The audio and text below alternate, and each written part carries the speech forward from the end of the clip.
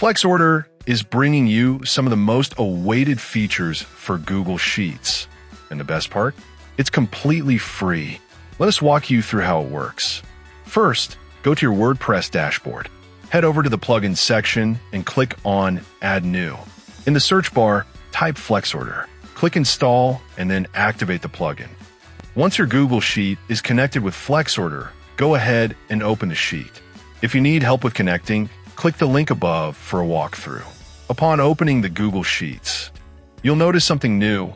Earlier, you couldn't drag or rearrange the columns. But now, you can easily drag and move columns around however you like. And here's the cherry on top. You can now also hide specific columns just as easily. To manage these new features, go back to the FlexOrder settings in your WordPress dashboard. Scroll down to the Google Sheet column section. Here, you'll find both of these features enabled by default.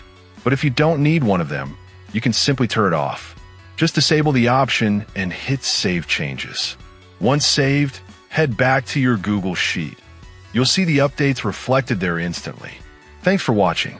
If you found this video helpful, give it a thumbs up and consider subscribing to our channel for more updates, tips, and tutorials.